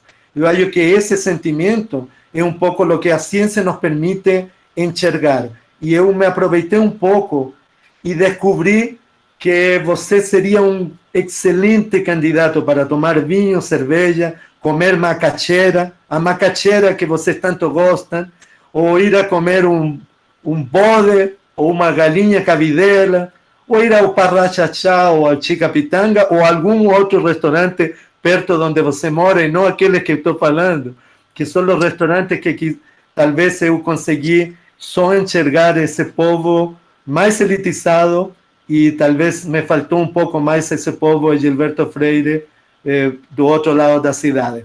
Realmente foi uma tarefa não cumprida, mas pelo menos através desse depoimento e das tuas ideias claras e serenas, você me colocou talvez a par de lo que está acontecendo atualmente em Recife. Eu te agradeço, Roberto, a tremenda palestra hoje. Você esclareceu muitas coisas e eu acho que você mostrou que pode haver uma maneira de trabalhar de maneira diferente em ciência, com utilização de predição, utilização de matemática usada junto com biologia para poder responder aos grandes problemas da nossa sociedade nesse momento, uma coisa tão oportuna como ver alternativas frente ao Covid. Roberto, estou extremamente satisfeito, foi um prazer te conhecer e realmente espero que passe logo a pandemia para você vir aqui a Curitiba. E se viesse com Rafael, acho que estaríamos perdidos, porque à noite seria difícil aí. Mas se viesse sozinho, também vai ser muito legal. Mas um dia espero encontrar vocês dois em algum lugar, ou aqui ou em Recife. Basta fazer convite, que nunca me convidou Rafael desde que saí, mas um dia me convida, né? E a gente se reencontra para continuar essa conversa. Eu agradeço a todo mundo a presença, os poucos que ficaram até o final se beneficiaram dessa conversação tão interessante. Roberto, muito obrigado. E, não sei, deixo a palavra para Rafael acabar, mas eu estou muito grato a Rafael ter convidado você, e não só pela parte científica. Acho que conheci um pernambucano daqueles que fazem diferença, e isso me deixa muito feliz. Tá? Obrigado, Roberto. Parabéns pela sua linha de trabalho e sucesso nessa procura de alternativas frente ao Covid. Bom, então eu vou, devido ao adiantado da hora já... Antes de você terminar, deixa eu só terminar agradecendo o Marcel pelo convite, você também, e os heróis que ainda aqui continuam nos assistindo. E, Marcel, bastante interessante as suas provocações. Agradeço por elas também pelo seu depoimento. Foi um prazer estar aqui com vocês todos hoje. Por favor, Rafael. Vamos lá, Roberto. Só para finalizar, não vou passar a palavra de volta para você, Marcel, porque é um perigo passar a palavra de volta. Então, finalizando, é o seguinte, o filme que o Roberto falou, O Som ao Redor, e Kleber Mendonça, né? É o mesmo autor de Bacurau, né? Então, procure lá, que é fácil o acesso. No começo da live, Marcel, você estava falando do ócio criativo, é Domênico de Masi. Isso, Domênico de Masi. Só para finalizar, para não ficar no vácuo isso. E assim, agradeço, Marcel, pelo convite, a honra de estar aqui com vocês, Roberto também, e vamos em frente, e vamos todo mundo se cuidar, né? Usar máscara, distanciamento e torcer para que a vacinação chegue para todos nós o mais rápido possível, né? Um abraço e boa noite a todos. Obrigado, pessoal. Até a próxima semana. Foi uma tarde pernambucana, quase noite já, mas foi um prazer enorme tê-los aqui. Roberto, já está anotado aqui dentro das prioridades para trazer alguém de Pernambuco para cá, ou do resto do país para cá, Curitiba, qualquer dia. Esperamos contar com você, depois dessa pandemia. Venha nos visitar também. Até mais, gente. Até mais. Obrigado, gente. Até mais.